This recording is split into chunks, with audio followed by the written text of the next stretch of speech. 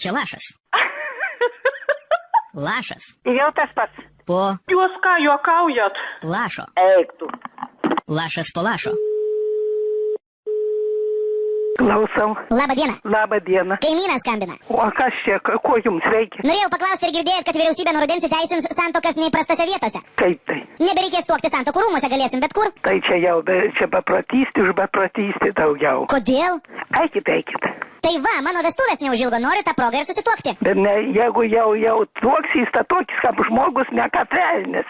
Spėkit kur? Nu, tai jaunims, aš žinau, galbūt kokio landinė. Ne, kaiminėlė, noriu būtent jūsų bute. Mano bute?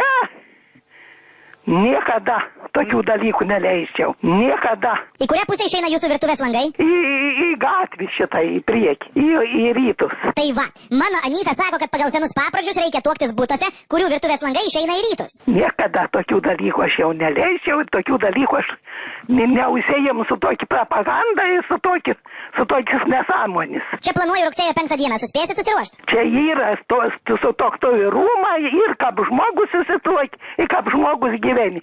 O gyventi, jeigu taip susituok, tai čia velnį susituokim, tą tokį gyvenim tą reikia. Reikės užuolaidas ir kilimus pakeisti? Nieka turit savo butą ar ką, o man tokių dalykų man nereikia. Bet mano langai ne toj pusėj. Nu, kaip jūs norit, taip jūs darykit, o į mano butą nieks tokių prašmatnomų. Mano buts vien kambarį buts. Tai ką, aš galiu...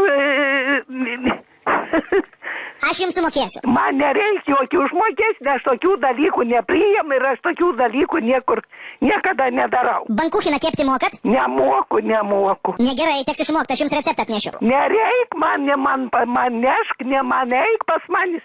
Ne aš tokių dalykų noriu. Druskos ir duonos turėsit? Ne druskas, ne duonas, aš jums neduos tokį gyvenim vedantį. Kiek apytiksliai svečių gali talpinti jūsų butas? Man nereik tokių kalbų ir aš su tokiais dalykais neužsiimu. Orkestrui reikės pakilos, sukalsit? Man tokių dalykų nereik.